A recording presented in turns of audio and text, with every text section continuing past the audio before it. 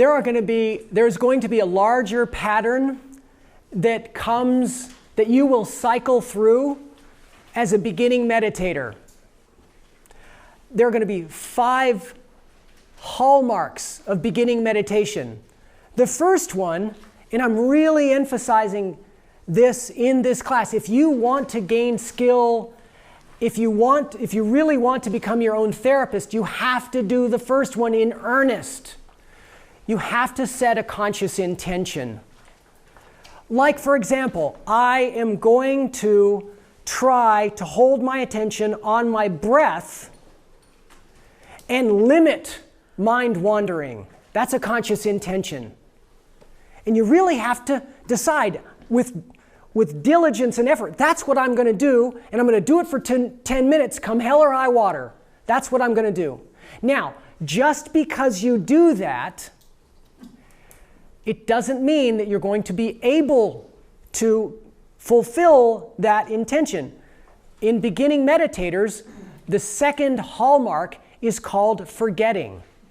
Forgetting means that you've forgotten to pay attention to the object completely. You're completely not paying attention to the breath anymore. Your attention has gone somewhere else. And notice, if you've been meditating in this class, notice that that's happened to you, where all of a sudden you're like, when did that happen? Forgetting is an unconscious moment in beginners. You'll be able to catch it later on and then stop it, but in the beginning, it just happens by itself. Attention just goes away.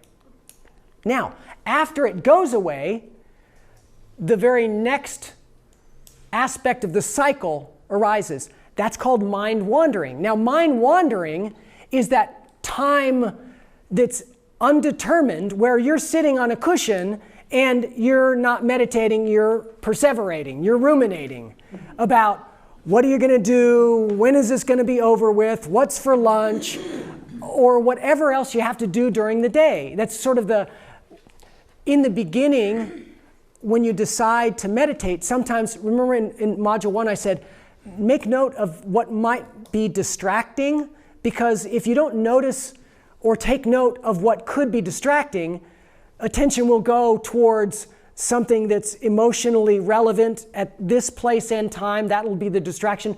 That will take up your mind wandering. Your mind will just stay right there for an undetermined amount of time. That happens. Now, if you did set a strong conscious intention, that conscious intention is going to percolate down into your unconscious, and it's going to cause a moment that's called remembering. Now, remembering, that's also unconscious. You never say to yourself, oh, I'm going to remember right now. You just wake up. It's like a mini awakening. Like you realize, oh gosh, I'm not following the breath anymore. I'm thinking about what I have to do at work. Now, remembering is a super important time during a meditation process, because most of the time, when a person doesn't know that this is the cycle, every time they remember, what they say to themselves is, oh, darn it, I can't do this. And it's like, whoosh, whoosh. Remembering is the time when you want to go, woohoo, I did it. Positively reinforce that moment, because that's what you want to cause in yourself. You want to cause the mini epiphany. And as soon as you get the mini epiphany, replace your attention very strongly, and then really establish that I'm going to do this. If you can play that game with yourself and watch yourself cycle through this process, over time, you're going to limit the amount of mind wandering. You really will. And that's actually the goal, the first goal of a beginning meditator: limit the amount of time your mind wanders.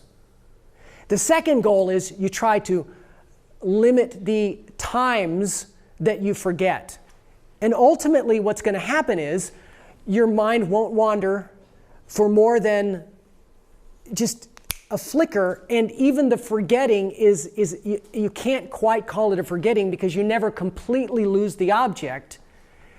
Attention just doesn't go away. And then what you have is you have this amazing capacity that's called attentional stability. When you have attentional stability, your attention, you will always know where your attention is and what it's focused on. And when you know that, you're definitely in the driver's seat in terms of being your own therapist. Because then you won't spend hours ruminating in ways that you did in the past that made things worse. You won't be stuck on a story. And with attentional stability, you'll have greater oomph in terms of doing your constructive practices. You'll really be able to generate some really strong loving kindness or forgiveness, analytical meditation, and you'll also do a super good job at deconstructing your experience because attention will be very still. You'll be a much healthier, happier person, and that's what you're working towards. So for those of you at home that are part of the recovery community, this is recovery. Recovery in a simple way to think about what recovery is, you're absolutely in recovery when you have attentional stability.